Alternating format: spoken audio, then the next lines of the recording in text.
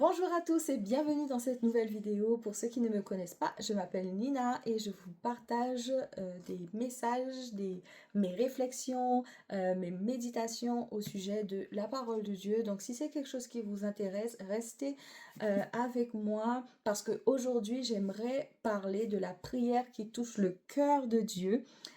C'était une de mes méditations il y a quelques mois. Je suis sûre en fait que ça va vous intéresser si vous aimez Dieu, si vous aimez comprendre comment Dieu fonctionne, comment il pense, comment il voilà ce qu'il recherche en fait au travers de notre prière. Donc voilà, on va pas trop tarder parce que j'aimerais tellement que vous puissiez rester jusqu'à la fin. J'aimerais vraiment parce que ce que j'aimerais, c'est avoir un échange tout simplement entre vous et moi, que vous puissiez, parce que moi je vous apporte quelque chose, mais vous, je suis certaine que vous avez des choses à m'apporter, que vous pouvez m'éclairer même sur ce sujet dont je vous parle, que vous puissiez m'apporter d'autres points, voilà, qu'on puisse tout simplement échanger sur le sujet. Donc, le passage d'aujourd'hui, c'est dans Jean 11, verset 20. Je vais aller très vite pour pouvoir entrer dans le vif du sujet. Donc, quand Marthe apprit que Jésus approchait du village, elle alla à sa rencontre. Marie, elle, resta à la maison. Marthe dit à Jésus, Seigneur, si tu avais été ici, mon frère ne serait pas mort.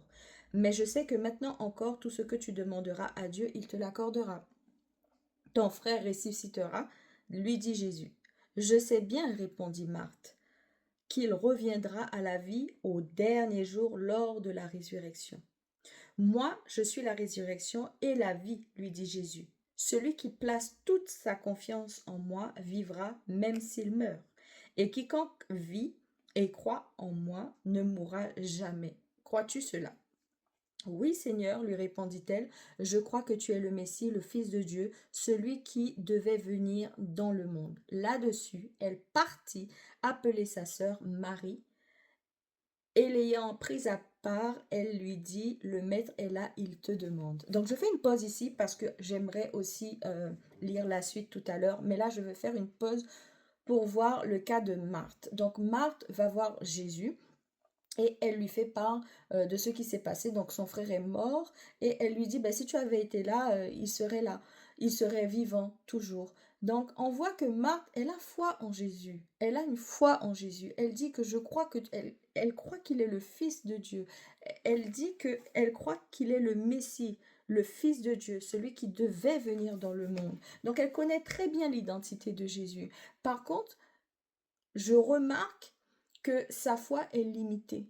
Parce que quand il lui dit que ton frère ressuscitera, elle dit, je sais bien qu'il reviendra à la vie au dernier jour lors de la résurrection. Et parfois, nous, on va vers Dieu avec une certaine limitation dans nos pensées. On pense que Dieu va agir de telle façon, mais qu'il ne peut pas agir de manière aussi spectaculaire, aussi grandiose. Il ne peut pas. C'est comme si on pense que la situation actuelle, en fait, elle est terminée, elle est définitive et que Dieu ne peut pas euh, changer ça immédiatement. Vous voyez ce que je veux dire? Donc, elle, sa pensée, je me répète, est limitée. Elle pense qu'il va ressusciter au dernier jour. Mais ça ne veut pas dire qu'elle n'a pas foi en Jésus. C'est juste que sa foi est complètement limitée par rapport à la capacité, par rapport à ce que Dieu peut faire. Et nous, en tant qu'hommes, on est comme ça. Notre esprit est limité, nos pensées sont limitées. Et Jésus dit enfin, Dieu dit dans sa parole que vos pensées ne sont pas mes pensées. Vous voyez? Euh, tout est au-dessus. Lui, il voit les choses au-dessus. Alors, c'est pourquoi, lorsqu'on demande quelque chose à Dieu, il ne faut pas qu'on le limite. Parce que un simple problème, nous, on voit ça comme une grosse affaire, alors que Dieu peut changer les choses en une fraction de seconde. Donc, il ne faut pas le limiter. Il fait les choses comme il veut. Et il faut lui faire tout simplement confiance dans sa manière de faire. Ne même pas chercher à comprendre comment il peut faire ça dans notre logique humaine, mais juste lui faire confiance. Je ne sais pas comment, mais il va le faire. Voilà. Euh, Ensuite, on voit que Marthe, elle alla chercher sa sœur. Et là, j'aimerais continuer avec vous la lecture À cette nouvelle, donc à la nouvelle que Marthe, sa sœur, lui dit que Jésus est arrivé, hein, donc ça dit là-dessus, elle partit appeler sa sœur Marie, et l'ayant prise à part, elle lui dit, le maître est là et il te demande. À cette nouvelle, Marie se leva précipitamment et courut vers Jésus. Il n'était pas encore entré dans le village, il était resté à l'endroit où Marthe l'avait rencontré. Je fais une pause ici parce que ça m'interpelle énormément. Déjà, quand on dit que Marie a su que Jésus était là, elle s'est levée comment? Précipitamment, c'est ça? Marie se leva précipitamment et courut vers Jésus. Ça, Marthe, elle est juste allée vers Jésus. Quand Marthe apprit que Jésus approchait du village, elle alla à sa rencontre. C'est tout. Elle alla à sa rencontre. Et quand Marie a su que Jésus était là, elle se leva précipitamment et courut vers Jésus.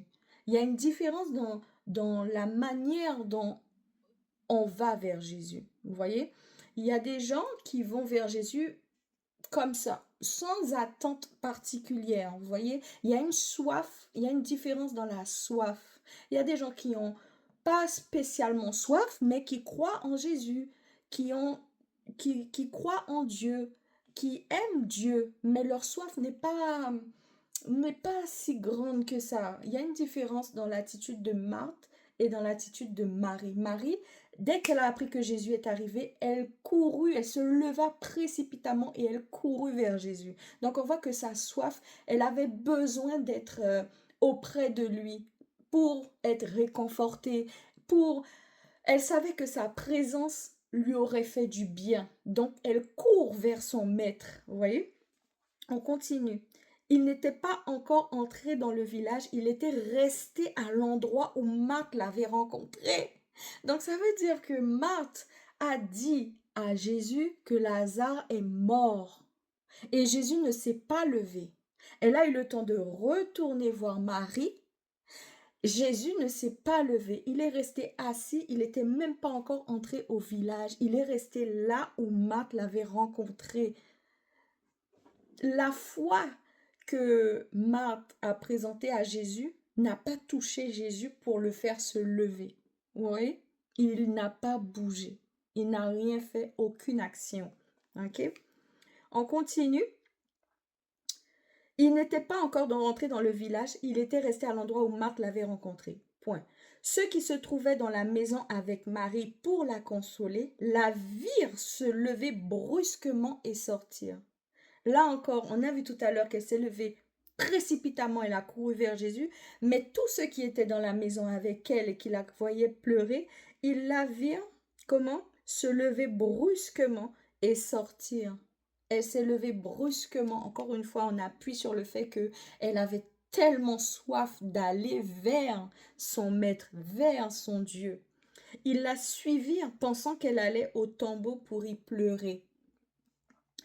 Marie parvint à l'endroit où était Jésus. Là, on va voir quelle est son attitude lorsqu'elle est devant Jésus. Dès qu'elle le vit, elle se jeta à ses pieds. Dès qu'elle le vit, elle se jeta à ses pieds. Elle reconnaît que devant lui, c'est Dieu, mais elle ne le reconnaît pas juste en parole comme Marc l'a fait.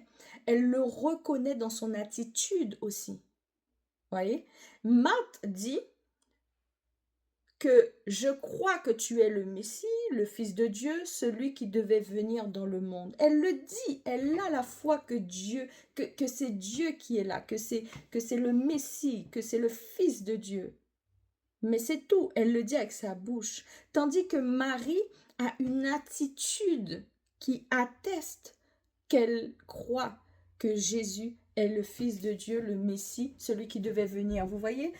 Dès qu'elle le vit, elle se jeta à ses pieds et lui dit, Seigneur, si tu avais été ici, mon frère ne serait pas mort. Donc elle répète la même phrase que sa sœur. Seigneur, si tu avais été ici, mon frère ne serait pas mort. Car toutes les deux ont la foi que Jésus est capable en fait d'épargner les gens de la mort, de guérir les gens alors qu'ils ne sont pas encore morts.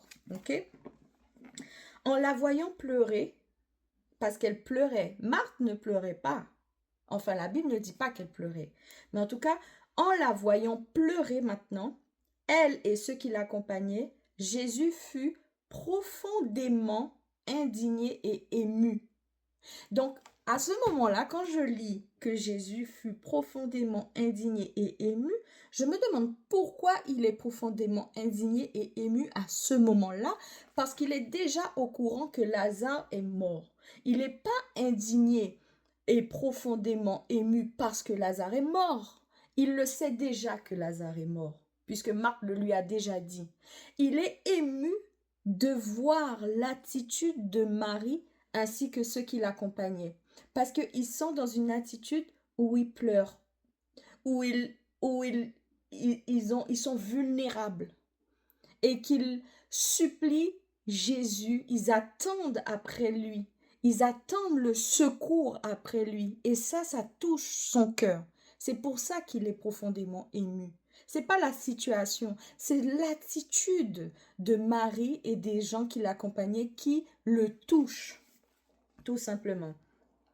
Ensuite, où l'avez-vous enterré, demanda-t-il. Jésus demande, où l'avez-vous enterré?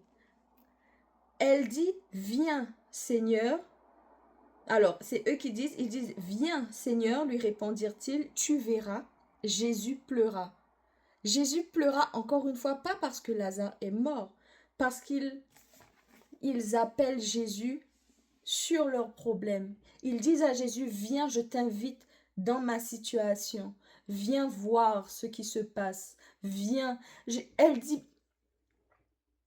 là, ils ne disent pas, il est mort depuis 4 jours, et ils sont déjà mauvais. Ils ne disent pas, ils ne donnent pas d'arguments comme quoi, Seigneur, il est déjà trop tard.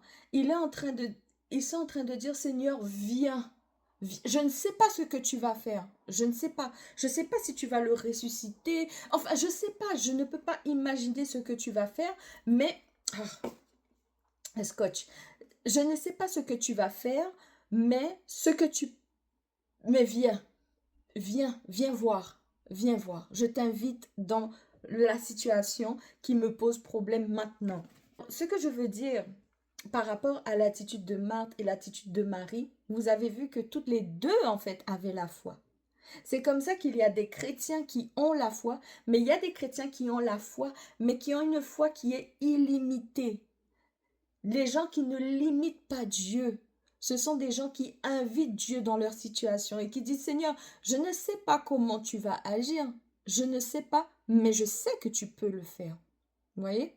Je ne sais pas, je ne suis pas en train de te dire, oui, mais Seigneur, mon problème, mon diagnostic est tellement grave, les médecins ont dit ceci, les médecins ont dit cela. Je ne suis pas en train de présenter, Marie n'était pas en train de présenter tous les arguments qui attestent que Lazare est mort depuis 4 jours. Elle n'est pas en train de faire ça, mais elle dit, viens.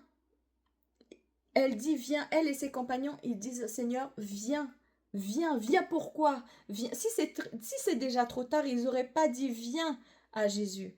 Vous voyez? Et pour Marthe, elle avait déjà tourné la page sur le fait que, bon, ben, trop tard, il va ressusciter lors de la résurrection à la fin des temps, il va ressusciter et pour l'instant, Seigneur, bon ben voilà, et elle est partie chercher sa sœur, elle avait déjà terminé avec ça, comme il y a des gens qui croient en Dieu mais qui acceptent leur sort parce que bon ben c'est comme ça, Dieu ne peut pas faire plus, vous voyez, je ne vois pas comment Dieu peut faire plus, vous voyez, il y a des gens qui ont une foi qui est limitée. Et ceux qui touchent, on a vu que ceux qui touchent le cœur de Dieu, c'est quand Marie et ses compagnons ont dit, Seigneur, viens, viens, viens, viens. Elle n'imaginait pas ce que Dieu aurait fait, ce que Jésus aurait fait, mais elle lui a dit, viens. Elle lui a dit, viens. Et on a vu aussi que dans l'attitude de Marie, il y avait une différence dans le fait d'attester que Dieu est mon Dieu, Dieu est mon maître et je suis soumise à lui. Tout de suite, Elle s'est prosternée à ses pieds, elle s'est jetée à ses pieds. Elle n'a pas hésité aussi à pleurer devant lui. Elle n'a pas hésité à montrer ses sentiments et ses émotions à Jésus. Elle s'est ouverte, elle a ouvert son cœur. Il n'y avait pas de barrière entre eux, il n'y avait pas de gêne, il n'y avait pas de timidité, il n'y avait pas... C'est son Dieu. Elle, elle voulait se montrer vulnérable. Et pour conclure, ce que j'aimerais dire, c'est que quand on va vers Dieu, ce qui le touche, c'est quand on ouvre son cœur, c'est quand on se présente comme on est, avec les sentiments qu'on a à ce moment-là, qu'on déverse devant lui tout. Notre chagrin, notre tristesse, notre inquiétude, notre anxiété, notre ci, notre ça, on déverse, on s'ouvre complètement. Et Dieu ne reste pas insensible à ça, parce que Dieu, il ressent, il a des sentiments, il ressent les choses. Donc quand on est si vulnérable et qu'on soupire après lui et qu'on attend après lui, c'est un père, il ne peut pas rester insensible. Il se lève tout de suite et il prend part à notre situation. Il prend sa responsabilité de père et il dit, OK, où l'avez-vous enterré? Et il vient. Et quand tu l'invites en plus de ça, tu lui dis, Seigneur, viens, on va te montrer où on l'a enterré, mais ça le touche parce que la Bible dit que sans la foi, il est impossible de lui plaire. Donc ça veut dire avec la foi, tu lui plais et tu touches son cœur parce que tu t'attends à lui. Tu es comme son enfant qui crie. Et qui peut résister à un enfant qui crie, qui pleure et qui supplie ses parents? C'est la même chose. Dieu a un cœur de père. Donc j'espère tellement que le message est passé.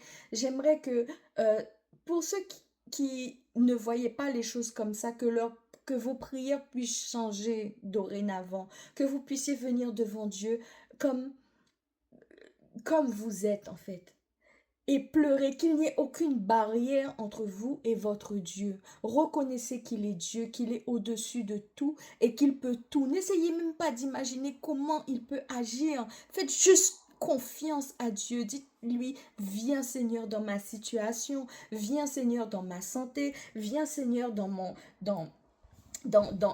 pays, viens Seigneur dans ma situation financière, viens Seigneur dans mon couple, viens Seigneur dans ci, dans ça, viens, je ne sais pas comment tu vas agir, ce n'est pas mon problème, mais je sais que tu es au-dessus de tout et que tu peux agir comme tu veux. Et insister, supplier, Dieu aime ça. Voilà, donc j'espère que mon message est passé, que le Seigneur vous bénisse vraiment. Et si vous avez regardé la vidéo jusqu'au bout, dites-le moi en commentaire parce que ça va m'encourager. Voilà, bon ben je vous fais un gros bisou et je vous dis à bientôt pour une prochaine vidéo. Bye bye!